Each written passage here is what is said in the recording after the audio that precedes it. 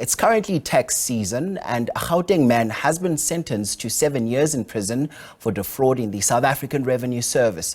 Mbekiseni Sibiya was found guilty of 7 counts of fraud by the Johannesburg Specialized Commercial Crimes Court. This case underscores the ongoing fight against financial crime and tax evasion. To shed more light on this case, we are now joined by Busisiwe Mofokeng, Senior State Advocate at the National Prosecuting Authority. Thank you so much for your time, Advocate. Thank you so much for joining us on the agenda this morning. Thank you very much. So could you provide us with an overview on the charges against Mbekiseni Sibiya? Thank you. So basically in this matter, SARS was the complainant, and they had laid charges of fraud because the gentleman, Mr. Sibiya, has submitted fictitious claims at SARS claiming for 3 million rands in VAT refunds. So what Mr. Sibiya did was that he registered a company, however his company was not trading. So when he submitted the VAT returns, he was requested to provide supporting documents. But it happened that those supporting documents were in fact fictitious tax invoices. These are tax invoices from companies that did not trade, companies that were not even aware of Mr. Sibiya's company. So during audit, the auditors at SARS picked up that there were anomalies, and this company was not trading. The bank statements specifically showed that this company was not trading. So Mr. Sibiya did not have a legal claim at SARS. So he was unfortunately not paid the 3 million rands that he was claiming at SARS. So what were the key factors that led to the court's decision on this? Okay, the case was quite interesting because Mr. Sibiya did not deny that the fraud was committed. He was simply saying that it was not him. He said someone got hold of his ID book, and that person is the one that submitted the fraudulent claims at SARS. But we had evidence that he walked into one of the SARS branches with his ID book and he presented it, and his identity was authenticated. We also had evidence from the bank when he opened a business account for the business that was not trading. He submitted his Gauteng bank statement. So basically what he had in mind was that as soon as the VAT refunds are paid, he will then transfer them into his bank account at Capitec. We also had evidence that his login details were used during the e-filing process. So the court accepted that evidence and found him guilty of all 7 counts of fraud. Yes. Just how rife and how widespread are such cases, particularly when we look at tax evasion as a problem on its own, but just how exacerbated does it all get during tax season? Well, this type of offense is not necessarily does not necessarily occur during the tax season because VAT can be claimed throughout the year. So people are seeing an opportunity to claim for fraudulent VAT refunds from SARS, knowing very well that they are not trading. But the Specialized Tax Unit is there, as well as the SARS criminal investigations are on a lookout for such offences. And I must really also commend the SARS criminal investigations, because in this matter, had the auditors not picked up that the company was not trading and there were fictitious invoices, then this man could have enriched himself for 3 million rands. Yes. And I want us to also discuss and touch on the role of the National Prosecuting Authority, particularly when we look at crimes of tax, especially when it comes to challenges that are faced with prosecution. Okay, I must commend the National Prosecuting Authority in dedicating a unit called the Specialized Tax Unit. This is now a unit that deals with these tax crimes.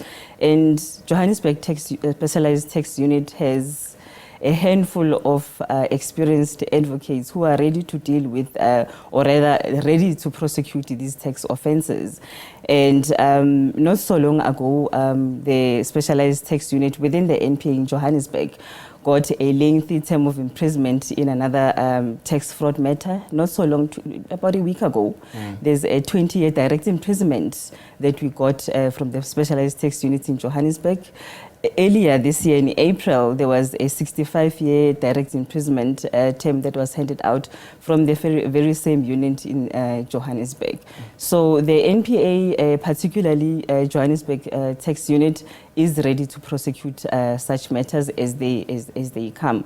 And as I also said, this conviction also shows a successful collaborative relationship between the NPA, Specialized Tax Unit, the stakeholders, SARS Criminal Investigations, and the DPCI, namely the Hawks. We all have one vision. We all have one target in mind.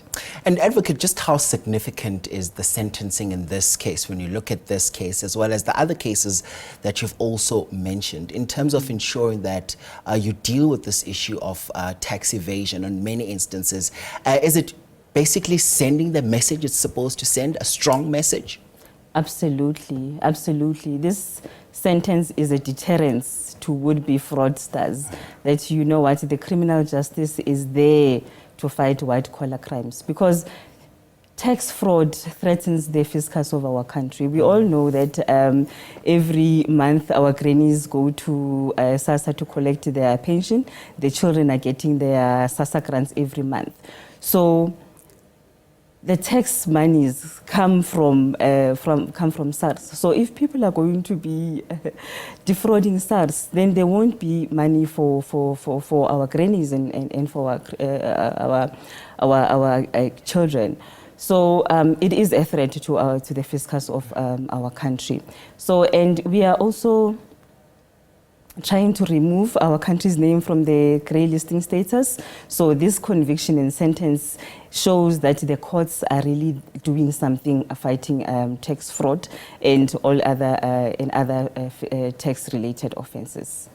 And I know it will also take a combined effort from the front of SARS, from the front of the NPA, from the front of us ordinary community members to ensure that we do everything by the book. Let's talk about the measures that you have in place to ensure that none of this actually happens, but even if when it's flagged, it's dealt with effectively so. Yes. I must commend the SARS criminal investigations because they are on board.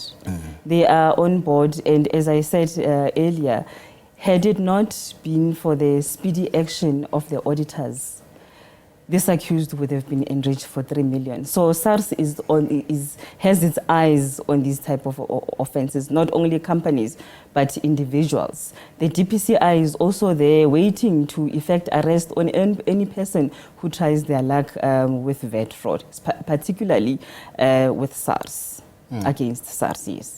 I'm going to ask you to leave us with a bit of a message there, because I know some people are still hard on their taxes right now.